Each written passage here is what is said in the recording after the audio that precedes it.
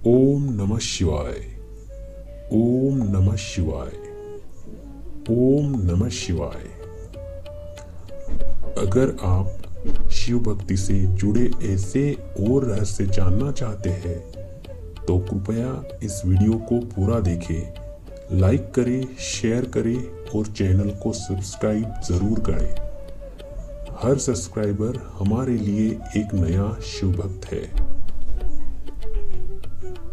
तो हम शुरू करते हैं अध्याय 11वां, शिवलिंग की स्थापना और पूजन विधि का वर्णन। क्या आप जानते हैं कि शिवलिंग की स्थापना और पूजन करने की सही विधि क्या है? एक छोटी सी गलती भी आपके पुण्य को व्यर्थ कर सकती है। ओम नमः शिवाय। आज हम जानेंगे शिवलिंग की स्थापना की वह प्राचीन विधि जो स्वयं शास्त्रों में बताई गई है। यदि आप सच में शिव भक्ति को शुद्ध रूप से निभाना चाहते हैं तो यह वीडियो अंत तक जरूर देखें। ओम नमः शिवाय। ऋषियों ने पूछा, सूत जी, शिवलिंग की स्थापना कैसे करनी चाहिए तथा उसकी पूजा कैसे, किस काल में तथा किस द्रव्य द्वारा करनी चाहिए? सूत जी ने कहा, महर्षियों, मैं तुम लोगों के लिए इस विषय का वर्णन करता हूँ। इसे ध्यान से सुनो और समझो। अनुकूल एवं शुभ समय में किसी पवित्र तीर्थ में, नदी के तट पर ऐसी जगह पर शिवलिंग की स्थापना करनी चाहिए जहाँ रोज पूजन कर सके। पार्थिव द्रव्य से, जलमय द्रव्य से अथवा तेजस द्रव्य से पूजन करने से उपासक को पूजन का पूरा फल प्राप्त होता है। शुद्ध लक्षणों में पूजा करने से यह तुरंत फल देने वाला होता है। चल प्रतिष्ठा के लिए छोटा शिवलिंग श्रेष्ठ माना जाता है। अचल प्रतिष्ठा हेतु बड़ा शिवलिंग अच्छा रहता है। शिवलिंग की पीठ सहित स्थापना करनी चाहिए। शिवलिंग की पीठ गोल, चौकोर, चौकोन अथवा खाट के पाए की भांति ऊपर नीचे मोटा और बीच में पतला होना चाहिए। ऐसा लिंग पीठ महान फल देने वाला होता है। पहले मिट्टी अथवा लोहे से शिवलिंग का निर्माण करना चाहिए। जिस द्रव्य से लिंग का निर्माण हो उसी से उसका पीठ बनाना चाहिए। यही अचल प्रतिष्ठा वाले शिवलिंग की विशेषता है। चल प्रतिष्ठा वाले शिवलिंग में लिंग व प्रतिष्ठा एक ही तत्व से बनानी चाहिए। लिंग की लंबाई स्थापना करने वाले मनुष्य के 12 अंगुल के बराबर होनी चाहिए। इससे कम होने पर फल भी कम प्राप्त होता है, परंतु 12 अंगुल से लंबाई अधिक भी हो सकती है। चल लिंग में लंबाई स्थापना करने वाले के 1 अंगुल के बराबर होनी चाहिए, उससे कम नहीं। यजमान को चाहिए कि पहले वह शिल्प शास्त्र के अनुसार देवालय बनवाए तथा उसमें सभी देवगणों की मूर्तियां स्थापन करे। देवालय का गर्भगृह सुंदर, सुदृढ़ और स्वच्छ होना चाहिए। उसमें पूर्व और पश्चिम में 2 मुख्य द्वार हो तथा जहां शिवलिंग की स्थापना करनी हो उस स्थान के गर्त में नीलम, लाल, वैद्यु, श्याम, मरकत, मोती, मूंगा, गोमेद और हीरा, इन 9 रत्नों को वैदिक मंत्रों के साथ जोड़े और वहां पे छोड़ दे।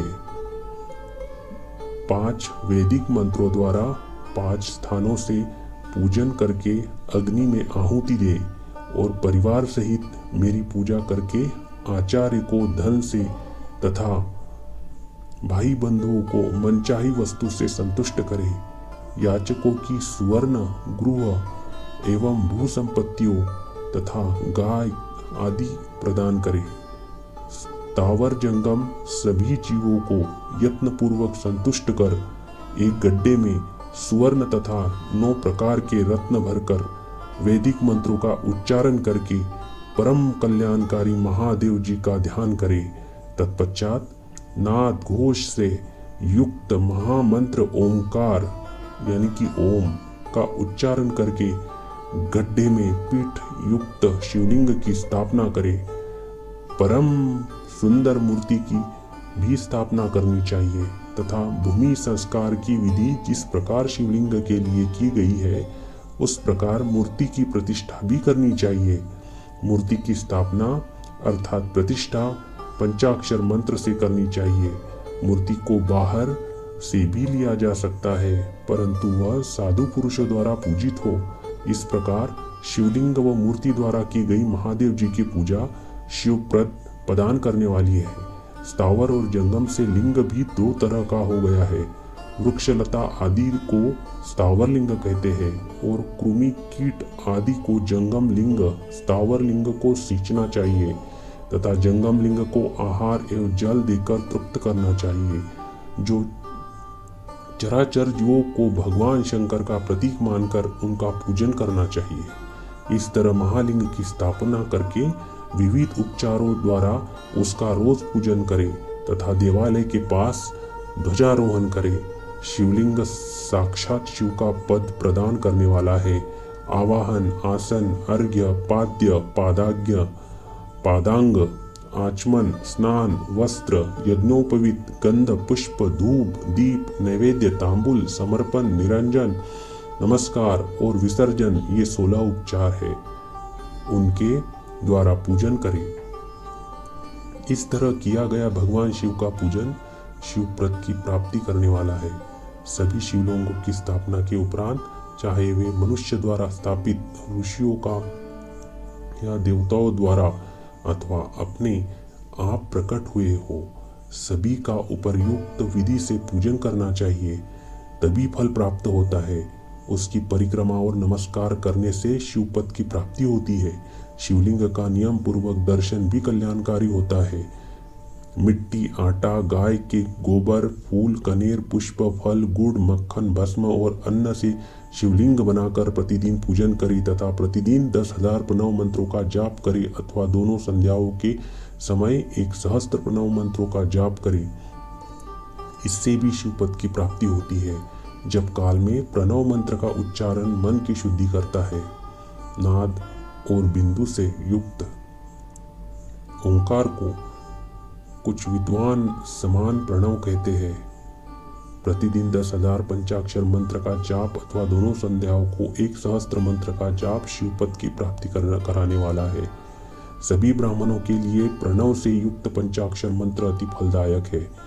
कलश से किया स्नान, मंत्र की दीक्षा, मातृकाओं का न्यास, सत्य से पवित्र अंतःकरण, ब्राह्मण तथा ज्ञानी गुरु सभी को उत्तम माना गया है। पंचाक्षर मंत्र का 5 करोड़ जाप करने से मनुष्य भगवान शिव के समान हो जाता है। 1, 2, 3 अथवा 4 करोड़ जाप करके मनुष्य क्रमश ब्रह्मा, विष्णु, रुद्र तथा महेश्वर का पद प्राप्त कर लेता है। यदि 1000 दिनों तक प्रतिदिन 1 सहस्त्र जाप पंचाक्षर मंत्रों का किया जाए तो प्रतिदिन ब्राह्मण को भोजन कराया जाए तो इससे अभिष्ट कार्य की सिद्धि होती है। ब्राह्मण को प्रतिदिन प्रातः काल 1008 बार गायत्री मंत्र का जाप करना चाहिए क्योंकि गायत्री मंत्र शिवपद की प्राप्ति कराता है। वेद मंत्रों और वैदिक सूक्तियों का भी नियम से जाप करें। अन्य मंत्रों से जितने अक्षर है उतने उनके लाख जाप करें। इस प्रकार यथाशक्ति जाप करने वाला मनुष्य मोक्ष प्राप्त करता है। अपनी पसंद से कोई एक मंत्र अपना कर प्रतिदिन उसका जाप करे अथवा ओम का नित्य 1 सहस्त्र जाप करे। ऐसा करने से संपूर्ण मनोरथों की सिद्धि होती है। जो मनुष्य भगवान शिव के लिए फुलवाड़ी या बगीचे लगाता है तथा शिव मंदिर में झाड़ने बुहारने का सेवा कार्य करता है, ऐसे शिव भक्त को पुण्य कर्म की प्राप्ति होती है। अंत समय में भगवान शिव उसे मोक्ष प्रदान करते हैं। काशी में निवास करने से भी योग और मोक्ष की प्राप्ति होती है। इसलिए आमरण भगवान शिव के क्षेत्र में निवास करना चाहिए। उस क्षेत्र में स्थित बावड़ी, तालाब, कुआं और पोखर को शिवलिंग समझकर वहां स्नान, दान और जाप करके मनुष्य भगवान शिव को प्राप्त कर लेता है। जो मनुष्य शिव के क्षेत्र में अपने किसी मृत संबंधी का दाह, दशाह, मासिक श्राद्ध अथवा वार्षिक श्राद्ध करता है अथवा अपने पितरों को पिंड देता है, वह तत्काल सभी पापों से मुक्त हो जाता है और अंत में शिव पद प्राप्त करता है। लोक में अपने वर्ण के अनुसार आचरण करने व सदाचार का पालन करने से शिव पद की प्राप्ति होती है। निष्काम भाव से किया गया कार्य अभिष्ट फल देने वाला एवं शिव पद प्रदान करने वाला होता है। दिन के प्रातः, मध्याह्न और सायं 3 विभाग होते हैं। इनमें सभी को एक एक प्रकार के कर्म का प्रतिपादन करना चाहिए। प्रातःकाल रोजाना दैनिक शास्त्र कर्म, मध्याह्न सकाम कर्म तथा सायंकाल शांति कर्म के लिए पूजन करना चाहिए। इसी प्रकार रात्रि में 4 प्रहर होते हैं, उनमें से बीच के 2 प्रहर निशित काल कहलाते हैं। इसी काल में पूजा करनी चाहिए क्योंकि यह पूजा अभिष्ट फल देने वाली होती है। कलयुग में कर्म द्वारा ही फल की सिद्धि होगी। इस प्रकार विधि पूर्वक और समयानुसार भगवान शिव का पूजन करने वाले मनुष्य को अपने कर्मों का पूरा फल मिलता है। ऋषियों ने कहा, सूत जी, ऐसे पुण्य क्षेत्र कौन कौन से हैं जिनका आश्रय लेकर सभी स्त्री पुरुष शिव पद को प्राप्त कर ले? कृपया कर हमें बताइए। तो हम ये जानेंगे अगले अध्याय में, जो कि 12वां अध्याय है और उस अध्याय का नाम है मोक्षदायक पुण्य क्षेत्रों का वर्णन। तो आप वीडियो पूरा देख के चलिए, तो आपको आगे का अध्याय समझ में आएगा। आपको लिंक लगेगी वैसे। तो मिलते हैं अगले अध्याय में। ओम नमः शिवाय। हर हर महादेव।